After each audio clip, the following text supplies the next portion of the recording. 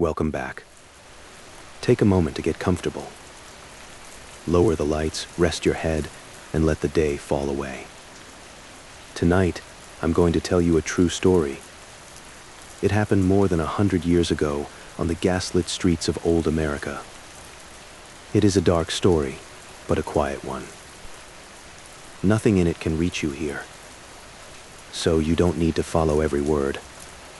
Just let my voice carry you along. And whenever you're ready, let yourself drift off to sleep. Our story begins at its end, in a cold cellar beside a crumbling chimney. A man took a hammer and chisel and broke open the bottom of the chimney. Inside, he found almost a full set of a child's teeth. He found small pieces of bone and the burned remains of a child's body.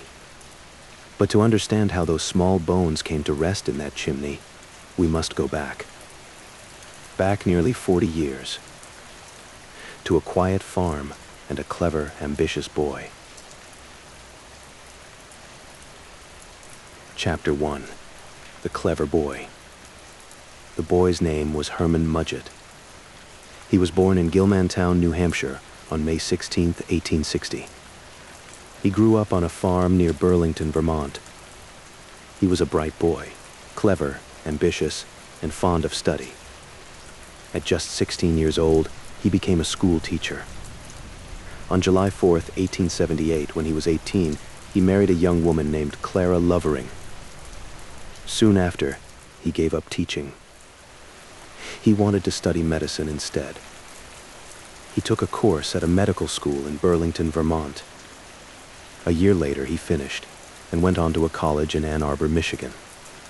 And it was there, in 1881, that he did something terrible for the first time. He got hold of a dead body.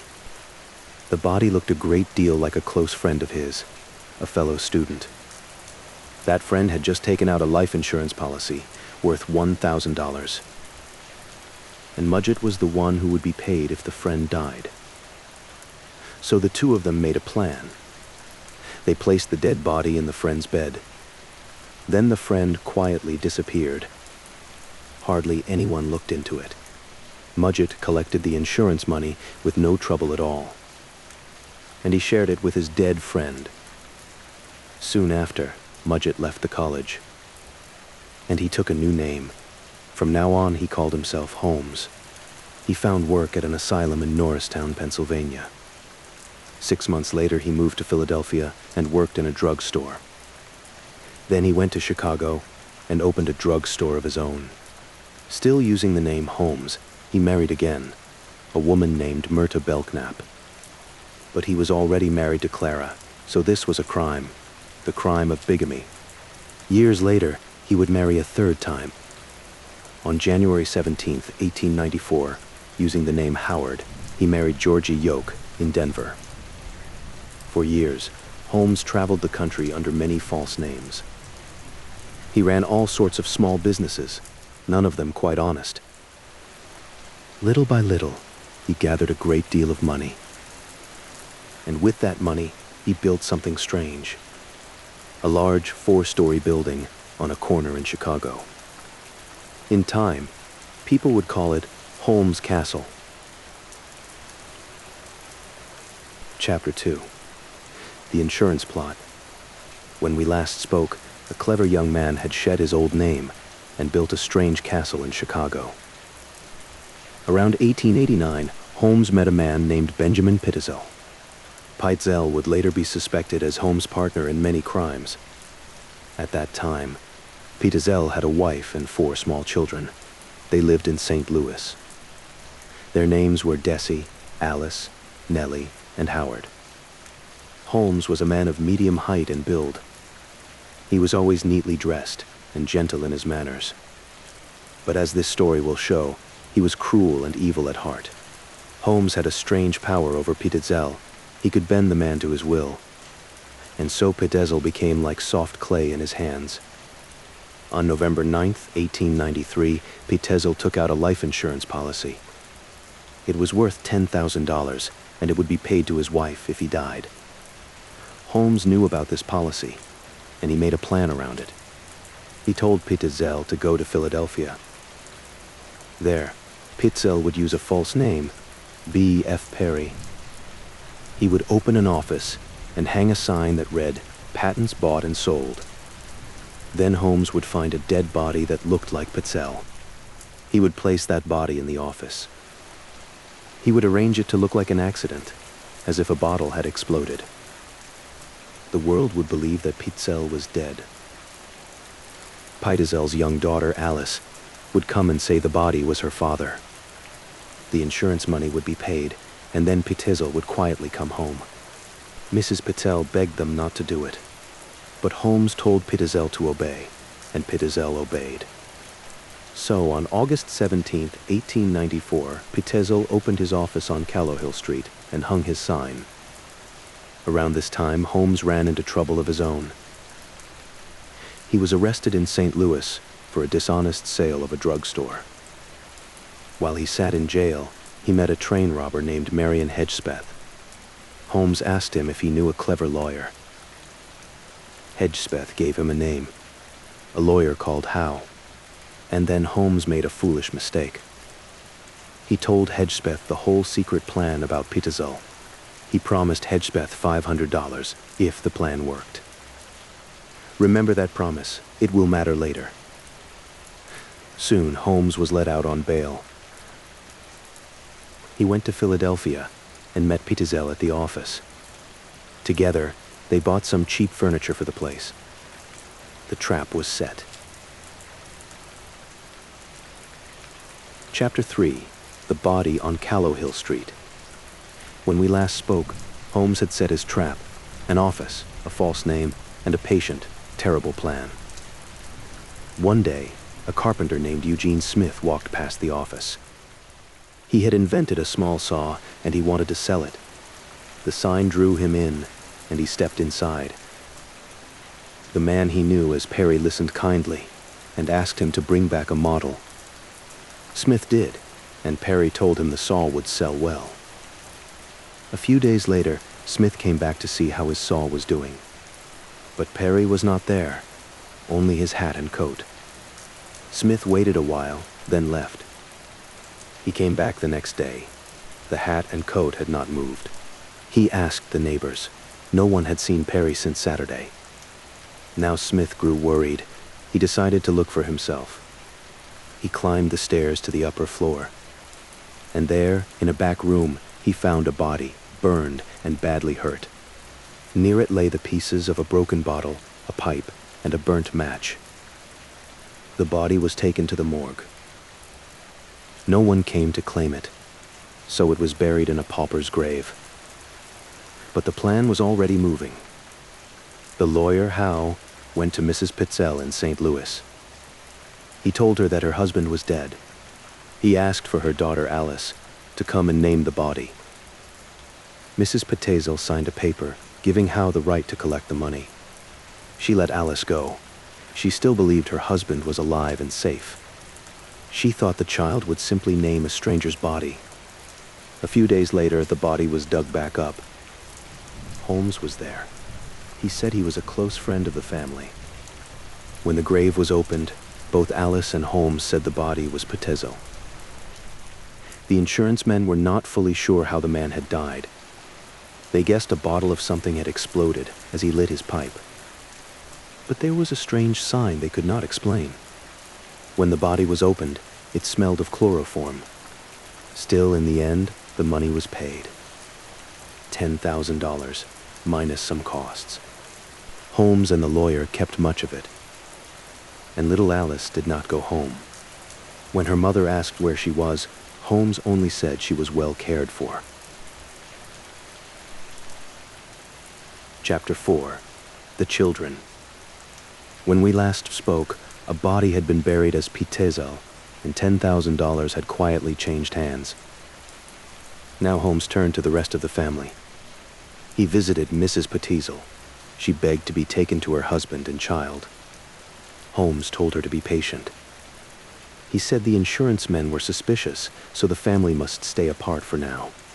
Then he asked to take the two younger children, Nellie and Howard. He said he would bring them to a kind old lady who was caring for Alice. Again, the mother argued, and again, in the end, she gave in. Holmes had one more trick. He showed her a note and claimed he needed money to save the family's property. In this way, he took $7,000 from her. Then he sent her to her parents' home in Galva, Illinois. And on September 28th, he left with the 2 children. He promised the whole family would soon be together again. For a while, the children wrote cheerful letters to their mother. The letters said they were being treated kindly. So the mother's fears began to ease. But the truth was very dark. Holmes was moving the 3 children from city to city. Indianapolis, Cincinnati, Detroit, one hotel after another. All the while, his 3rd wife, Miss Yoke, traveled with him. She believed she was his lawful wife. She knew nothing of his crimes. And she never once met the children. He made sure of that. Then, quietly, little Howard disappeared. Holmes still wrote to Mrs. Pitezel, telling her the family would soon meet. He moved the 2 girls north, into Canada, to the city of Toronto. He told the grieving mother to follow, with her baby and her daughter Dessie. By now, the poor woman was nearly mad with worry. She feared the worst. She begged to hear from her husband. Holmes always had an excuse. He moved her on again, to New York, then to Vermont. In one of those rented houses, he meant to murder what was left of the family. But the chance never came. Later, a large bottle of chloroform was found in that cellar, left behind by Holmes. At last, the mother lost all hope of seeing her family again. And she went home, alone, to her relatives in Illinois. Chapter 5. The Net Tightens. When we last spoke, Holmes had taken the 3 children away, one by one, and their mother had been left waiting and afraid. Holmes left his wife for a time and went to stay with his first wife. But the police were now on his trail. They followed him to Boston, and there on November 19th they arrested him. In his things they found letters the lost children had written to their mother.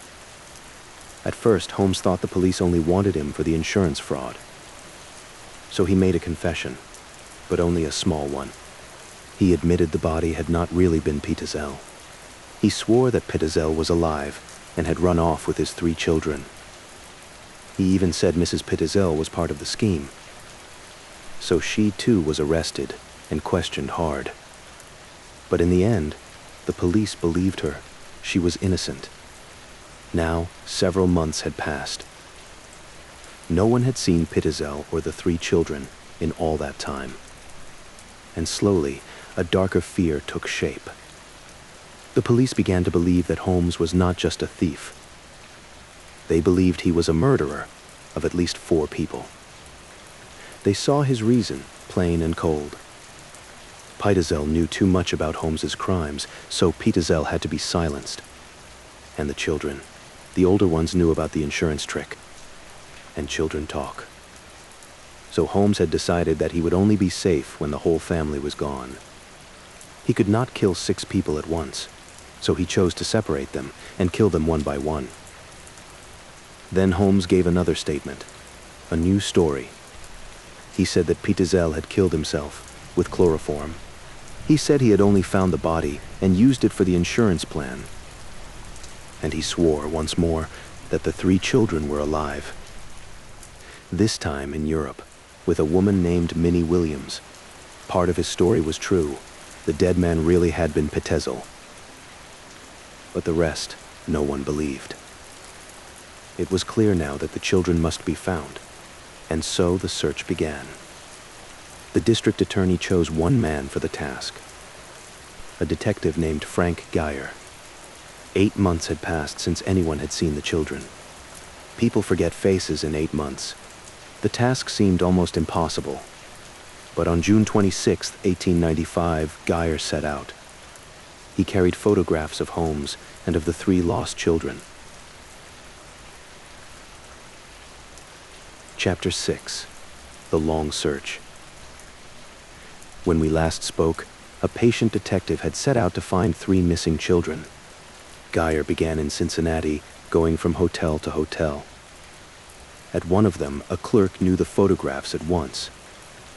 A man and 3 children had stayed there, under a false name. Geyer believed Holmes had killed the children in some rented house, so he began to search the real estate offices, asking everywhere. He learned that Holmes had rented a house on Poplar Street for only 2 days. A neighbor remembered something strange. She had watched Holmes carry a heavy stove into the house, but no furniture. The trail led on to Indianapolis, and then north to Canada, to the city of Toronto, where the mother had last met Holmes. There, Geyer learned that Holmes had called for the 2 girls one day in October. He had paid their hotel bill, and then they were never seen again. Geyer became certain Holmes had rented a house in Toronto to kill the 2 girls. So he searched the real estate offices again, for days, with no luck. Then, at last, a lead. A woman had rented a small house on Vincent Street to a strange man in October. Geyer hurried there. A neighbor recognized the photographs at once, the man and the little girl. The neighbor remembered one more thing. The man had borrowed a spade, saying he wished to plant potatoes. Geyer borrowed that same spade. He went into the rented house and down into the dark cellar. He found a patch of earth that had been freshly dug. He had been digging only a minute or 2 when a terrible smell rose up. And then he found them, the bodies of the 2 little girls, Nellie and Alice. Their faces could no longer be known, but their mother knew their hair and their clothes. She had already started for Toronto the moment she heard. And there was one more, small, heartbreaking proof. A family who later lived in the house had found a toy, a little wooden egg. When you opened it, a tiny toy snake would spring out. Mrs. Pitzel knew it at once. She had bought it for her girls. The 2 girls were laid to rest in Toronto. But one child was still missing, little Howard. So Geyer turned south again, back toward Indianapolis. For days and days he searched the towns around the city. At last, only one small town was left, a pretty place called Irvington. There, tired and nearly beaten, Geyer showed his photographs one more time. And an old man remembered. He had rented a house to the man in the picture, in October. A boy who worked nearby remembered too. He had seen the man with a little boy, and he had helped the man set up a stove. The boy had asked why he did not use a gas stove instead. And the man had answered coldly that gas was not healthy for children.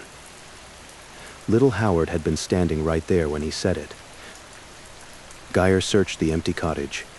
At first he found nothing. But 2 local boys, playing at detective, reached into the chimney. They pulled out a handful of ashes, and in the ashes were teeth and small pieces of bone. Geyer rushed back. He took a hammer and chisel and broke open the bottom of the chimney. And there he found the last of the children, little Howard. We have reached the cold cellar and the crumbling chimney where our story began. A jury heard the sad evidence and ruled that Howard had been murdered by Holmes. His work done, Geyer returned to Philadelphia. He was praised everywhere for solving one of the darkest mysteries in the country. And now Holmes would stand trial for murder. Chapter 7. The Castle and the Reckoning. When we last spoke, the last of the children had been found, and Holmes stood charged with murder. While Geyer hunted the children, others looked into Holmes's past. And in Chicago, they turned at last to the castle. When the police searched it, they were horrified by what they found. It was a 4-story building, hiding a secret purpose. On the upper floors were ordinary rooms and offices. But part of the building was something else.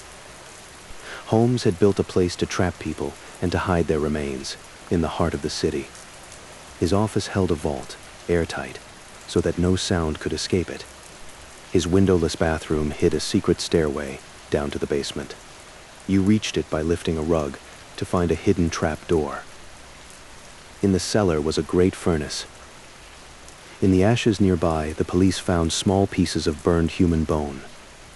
And in the middle of the room stood a long table, a table for cutting. The police dug up the cellar floor. Buried in lime, they found ribs and bones of the spine and teeth. They found a piece of a child's coat and a woman's dress, dark with old blood. A doctor studied the bones. They had belonged to children, 8 to 14 years old. Now the old questions returned. Holmes had once claimed the Petezel children were in Europe with a woman named Minnie Williams. So who was Minnie Williams? She had come to work for Holmes as a typist in 1893. She and her sister, Nettie, owned valuable land in Texas. Holmes pretended to love Minnie. For a time, they lived as husband and wife. Then Minnie wrote to her sister Nettie and asked her to come to Chicago. Nettie came, and soon both sisters vanished. They were never seen again. Later, the police found Minnie's trunk in the castle, her name clumsily painted over. When asked, Holmes told a wild tale. He said Minnie had killed Nettie. He said he had only helped hide the body out of love. But few believed a word of it. There were others, too. A beautiful woman named Mrs. Connor had once worked in the castle with her young daughter, Gertrude. In 1892, both mother and child disappeared. Holmes said the mother had died during an operation about the little girl. He claimed to know nothing. Later, her clothing was found inside the castle, and the janitor and his wife confessed they had seen Mrs. Connor's dead body there. There was a typist named Emily Sigrand.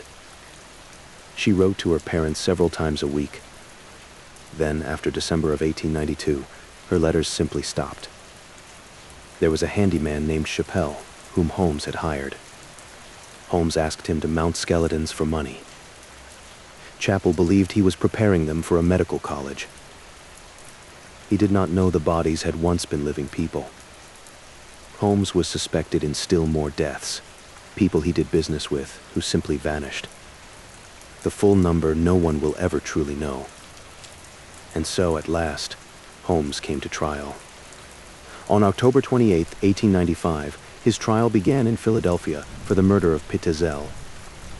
The prosecutors said that Holmes had put Petezel to sleep with chloroform and then killed him. 3 doctors agreed. The cause of death was chloroform poisoning. Mrs. Petezel, now broken in body and spirit, came to testify. She told the whole sad story of the insurance plot. She showed a letter from her husband, full of plans to bring the family together. It proved he had not meant to take his own life, as Holmes had claimed. When it was time for the defense, no witnesses were called. The judge spoke of Holmes' strange power over Petezel. He said, "Truth is stranger than fiction." On November 2nd, 1895, the jury returned. Their verdict was guilty. And on May 7th, 1896, Holmes was hanged in a prison in Philadelphia. To the very end, he showed no fear at all. Just before his death, he confessed to killing 27 people. Then, at the last moment, he took it back and claimed only 2. The true number died with him. And so the story comes to its end. The man who called himself Holmes was gone. The castle in Chicago was torn down. And the gaslit streets he once walked have long since faded into history. Everyone in this story is at rest now. The mother who searched, the children who were lost, and the patient detective who would not stop looking for them. There is nothing left here to fear. The night is quiet, and so are you. So let your breathing slow. Let your thoughts grow soft and far away. And let the darkness be a gentle one. Sleep well. I'll be here again with another quiet story whenever you're ready. Good night.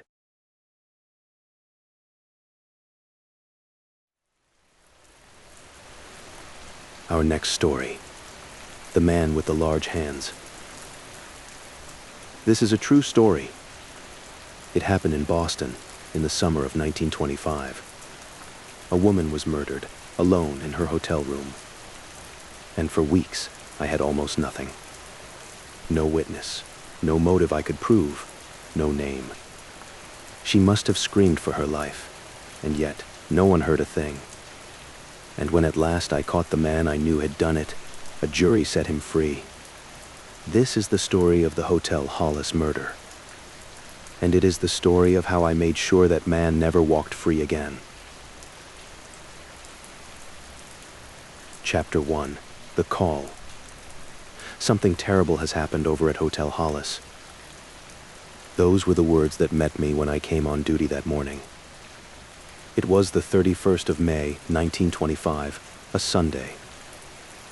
I was at the Division 4 station house on Lagrange Street in Boston. The speaker was a young bellboy from the Hotel Hollis, just nearby on Tremont Street. It was a hotel that catered to theater people. His face was white, and he was trembling like a leaf in the wind. "What is it?" I asked. "It looks like murder," he gasped. I called a patrolman to come with me, and we hurried the frightened boy back to the hotel. At the door, we met the room clerk and the manager, a man named James Reagan. They were pale and shaken too. And after what I saw a few minutes later, I felt a little pale myself. In my years of police work, I have seen many terrible things, but the Hotel Hollis mystery, as the papers came to call it, stands out as one of the worst of my whole career. I ordered the patrolman to hold everyone in the building. Then I went up to room 406. A frightened crowd of guests and staff was gathered in the hall around the door. I stepped inside. Face down on the bed was the body of a woman. Her arms had been pulled behind her back and tied with strips torn from the bed sheets. The blankets were thrown about. There had been a fearful struggle. Her nightdress was torn. On her neck, I saw dark bruises and scratches. Blood from her mouth had stained the pillow, where her face was pressed deep. I touched her. She was cold. I knew then that she had been dead for several hours. She had been murdered, and my job was to find the man who did it. But first, there were things that had to be done by the book. Nothing could be moved until the medical examiner had seen it. I telephoned the station and had them notify Inspector James Dennessy, the head of the homicide squad. Then I called the district medical examiner, Dr. Timothy Leary. More officers came, and we held every single person in the hotel. And while I waited, I learned who she was. Her name was Mrs. May Price. She was the wardrobe mistress of a theater company called the Brown Derby. The company had finished its run in Boston the night before. She had gone up to her room alone, around midnight. In the morning, she planned to take the noon train to New York with the rest of the troupe, but she did not answer her telephone that morning, no matter how many times they rang. So a bellboy was sent up to wake her. He found the door open a crack and looked inside. And what he saw sent him running for the police. Chapter 2. What the Body Told Me. Dr. Leary was a cool and skillful man. His sharp eyes seemed to take in the whole room at a glance. She certainly put up a good fight, he told us. When he turned the body over, we saw how hard that fight had been. Her face and chest had been beaten. Some of her ribs were broken. The bruises on her throat and her swollen tongue told the rest. She had been strangled. The doctor studied the marks on her neck for a long moment. Then he said something I would not forget. Look for a person with very large hands. That was our first real clue. Then he found something more. Under the dead woman's fingernails were small bits of skin and dried blood. The laboratory confirmed it later. It was human skin. So now we had two things to look for. A man with unusually large hands, and a man whose face or hands would be marked with fresh scratches. I looked around the room. Her clothes and her things were laid out neatly, just as she had left them. but on the floor near the dresser was a small pay envelope. One end was torn off. The envelope was empty. In a box nearby, we found another envelope like it. That one still held a $5 bill and some loose change. The only signs of a struggle were on the bed itself, so we believed the killer had surprised her while she slept. Or perhaps there was another way it had happened. Then I saw it. Under the bed lay a cigarette, half smoked. Had the killer been hiding there, under the bed, waiting for his moment? Chapter 3. The Trail Goes Cold. We questioned every person in that hotel before we let anyone leave. Some of the guests were angry at being held, but I would not risk letting the killer slip through. Some of the Brown Derby Company were staying at other hotels. We rounded them all up and questioned them too. And we found nothing. No one had seen anyone go into room 406 or come out of it. No one had heard a sound of that terrible struggle. The medical examiner told us she had died around 2 in the morning. The body and the wrecked bed screamed of the desperate fight she had made. And yet not one guest, not one member of the staff, had heard a thing. Then we found something that pointed to robbery. The show's manager told us the torn envelope had held $80. It was Mrs. Price's pay given to her the evening before. The company said she was the mother of the show. She looked after small sums of money for the younger performers. A young actor in the cast had given her $60 to keep safe for him. In all, it seemed Mrs. Price had about $200 on her. But in that room, we found only the $5 bill and a little change. Now, the dead woman's husband lived in New York. His name was Bill Price. He was a stage carpenter working in a theater on Broadway. We telephoned the New York police and asked them to find him and to break the news. Word came back quickly. Bill Price had been at work in New York until nearly midnight that Saturday. The news of his wife's death struck him hard. He took the first train to Boston to help us and to claim her body. I liked Bill Price the moment I met him. He took her death badly, and I felt deeply sorry for him. But he brought me no closer to the one thing I wanted, the chance to catch her killer. And so the days passed. Inspectors, plainclothesmen, an army of reporters, everyone was hunting for a clue. Plenty of clues came in. Every one of them led nowhere. Anonymous letters arrived, naming this man or that around the South End. We chased down every name. Each one led to exactly nothing. One by one, the inspectors were pulled off the case for other work. But my bosses kept me on it. I worked night and day, going over the same ground again and again. It's just one of those cases that can't be solved, an inspector told me. I would not believe that. Chapter 4. The Party 2 Floors Up. I spent my days back at the hotel, talking to the guests and the staff. I was searching for the one lead I felt sure was hiding there somewhere. And little by little, I gathered all sorts of small facts about the people who had been there that night. On Tuesday, the 2nd of June, I heard about a birthday party. A theater man and his wife in room 606 had thrown it, the night of the murder. They had been laughing with their friends, 2 floors directly above. At the very hour Mrs. Price was fighting for her life. I tracked down everyone who had been at that party and questioned each of them. The man who threw the party told me one odd thing. It seemed to have nothing to do with the murder, but it stayed with me. When he let his friends inside, he had left his door key in the lock on the hallway side.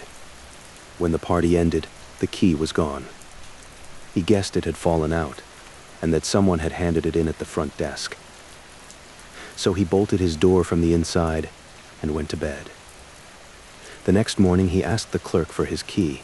It had never been turned in. They gave him a duplicate. There was one more person who had seen something. Her name was Miss May Jensen, a vaudeville actress in a room on the top floor. Around midnight, she had stepped out to borrow a razor from a friend. In the corridor, a large, rough-looking man stopped her. She took him for a masher, a man making unwanted advances. But something in his manner frightened her badly. She darted back into her room and locked the door. Her room was on the top floor. Mrs. Price had died down on the fourth. So at the time, it seemed a thin and distant thread. I did not yet know it was the most important thing I had heard. Chapter 5. The Big Man. By Saturday, the 6th of June, I decided to try something new. I had wrung every drop from the hotel, the guests, and the staff. Room 406 had been dusted for fingerprints and given us nothing. If the motive was robbery, the killer had taken about $200. So I wondered, could I find some hard case around the district who had suddenly come into money? It was 1,000 to 1 chance, but I was ready to try anything. Near the hotel, I saw a young fellow I knew. He was a failed actor who ran with the cheaper sort of underworld crowd. "I want to see you," I told him. "Meet me on Dillaway Street in 10 minutes." I kept my voice low, so his friends would not think he was talking to the police. 10 minutes later, I found him waiting in a doorway where no one could see us. "I've always been straight with you," I said, "so tell me, who killed that woman in Hotel Hollis?" He hesitated. Then he blurted it out. "Look for that big gorilla that was hanging around the hotel last week." "Who is he?" I asked. "Where does he stay?" "Don't know anything about him." "Then, how do you know he did it?" "I don't. You wanted a tip, and I thought of him. So I told you." "Who have you seen him talking to?" I pressed. "You must have seen him speak to somebody." "Well," he said, "one night last week, I saw him stop a man in front of the hotel. His name was Benny Peretti. He did a turn at the theater here until Thursday. Now he's playing down in Newport, Rhode Island, and coming back and forth to Boston. It was a thin thread, but I was desperate, and I could not pass anything up. So I set out to find Benny Peretti. I learned he was staying at the New Tremont house and usually got in around midnight. I could not find him around town, so I went to the New Tremont house and waited. He came in late with his partner. I wanted him alone, so I asked him to meet me at the station house at 7:15 the next morning. He came right on time. After some questions, he admitted he knew the man I meant. The fellow had tried to borrow money from him on the evening of Memorial Day. "I was with some fellows in front of Hotel Hollis," he said. "I don't know his name. I only know him by sight." "Where did you first meet him?" I asked. "It was when I was putting on a show for the prisoners at the federal penitentiary in Leavenworth." That did not sound right, so I went after Benny harder. And at last, he admitted the truth.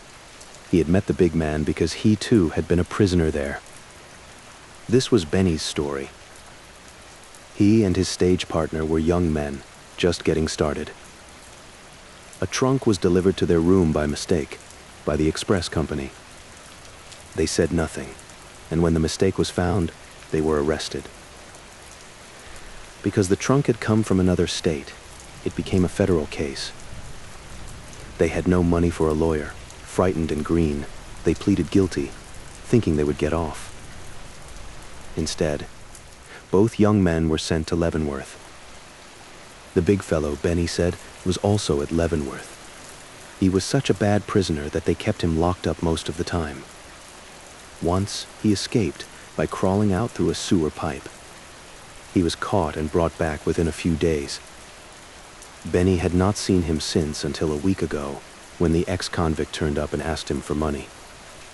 This was the lead I had been praying for. The superintendent of police, Michael Crowley, sent a rush letter to Leavenworth. He asked for a photograph and everything they knew about the prisoner who had escaped through the sewer pipe. Chapter 6. Hunting Frank Corey. The answer from Leavenworth came on the 14th of June. The big man had served a long sentence for robbery under the name Frank Corey. I took his photograph to the rogues gallery at headquarters. I picked out half a dozen other pictures that looked as much like him as possible. Then I laid them all out on a table in front of Miss Jensen. I asked her if any of them was the man who had frightened her that night. "That's the man, I'm sure of it," she said. She was pointing straight at the photograph of Frank Corey. Benny Peretti had gone to New York for a show. So I took the pictures to New York and laid them in front of him. He picked out the very same face. "That's him," Benny said. Now, I still had nothing to tie this ex-convict to the murder. I was playing a hunch. I had no idea where he lived or what had become of him. But Superintendent Crowley was backing me all the way. He sent another rush message to Leavenworth. He asked for the names of anyone Frank Corey had written to while serving his time. Prisons keep careful records of such things. We were given 3 names in 3 places. One in Yonkers, New York, one in New York City, and one in Worcester, Massachusetts. I went to Yonkers first. The person Corey had written to was dead. The New York City address was on West 42nd Street. It turned out to be a maternity hospital. No one there had ever heard of him. I got a New York detective to help me. Together we checked that number on every street on the west side, from 32nd to 52nd. We asked the letter carriers. Nobody had heard of Frank Corey. As a last resort, we tried the east side. It was brutally hot and muggy in New York that week. I was nearly worn out from the long grind and the lack of sleep. At last, my partner quit to get some rest. I decided to try one more street and then stop myself. A child was eating a banana in a doorway. I stepped toward him, slipped on the peel, and fell so hard I nearly broke my back. I was sweltering, and my back was throbbing. But I forgot all of it a few minutes later, because I met a woman who knew Corey's face. She said he had lived next door with a blonde woman some years before. She said the couple had cleaned out their landlady and run off with everything. The blonde woman, it turned out, was the one Corey had written to from prison. He had joined her in New York after his release. But the luck was still against me. The house next door had just been torn down. I tracked down the realtors and then the banker who had handled the sale. And I learned the landlady herself had just died. That was the end of the trail in New York. I came back to Boston on the 21st of June, discouraged, to write my reports. The superintendent talked with me. I told him there was still one address left, the one in Worcester. He told me to keep at it. He thought my hunch was a good one. So the next morning, I went to Worcester and asked the local police for a detective. The address I had was Corey, 934 Grafton Street. On the way there, a motorcycle officer stopped us. He told us the family at that address was named Krikorian, but used the American name Corey. I showed him the photograph. "Sure, I know that fellow. That's Frank Corey. I was talking to him this very morning. There's sewage draining into the road from the Corey place. I told them they had to fix it." And that gave me an idea. Chapter 7, The Arrest, and 2 Trials. We arranged for me to enter the house as an inspector from the health department. That way I could get a look at Frank Corey and get him down to the station without raising his guard. Inside, a crippled girl told us her brother Frank had gone into town and would soon be back on the trolley. While the detective talked about the sewage, I spotted a photograph on a table. It was the same man, Frank Corey. I slipped it into my pocket, and we left. We sent the motorcycle officer up the road to watch the trolley. I hid in the woods where I could watch the house unseen. If Corey was the killer, he would be on his guard, and I did not want him to slip away. Soon the officer returned. Corey was on the trolley and almost home. We walked toward the house, and just as we reached it, a big gorilla of a man turned into the yard. It was Frank Corey, the man I had hunted for more than 2 weeks. The health department story worked. Corey agreed to ride down to Worcester headquarters to settle the sewage complaint. On the way, he said, "Gee, you fellows hound a guy." Once he was safely inside the station, I began. "When were you last in Boston?" "I was never in Boston in my life," he said. "Do you know the Hotel Hollis?" "Never heard of it. I was never in Boston in my life." "You know the ropes," I told him. "You don't have to talk. Do you know Benny Peretti?" "From Leavenworth Penitentiary," he said. I showed him his own prison photograph. "Is this your picture?" "That's not my picture," he said. Then I told him he was under arrest for the murder of Mrs. May Price. Every word had been written down. I asked him to sign his statement. "I'll talk," Corey said, "but I won't sign anything." We locked him in a cell. And then the Worcester police told me something useful. They already had a record on Corey. He had been arrested a short time before for stealing a check and a bracelet. He had agreed to pay the money back and was released. And he had paid it back just after Mrs. Price was murdered. Somehow, from his cell, Corey got word out. A lawyer came, the same one from the theft case, and told him to say nothing. After that, the prisoner was silent as the grave. The grand jury indicted him for murder in the first degree, and I built what I thought was a strong case. I recovered the stolen bracelet from a man he had pawned it with. A local boy said Corey had come home in early June with a thick roll of bills.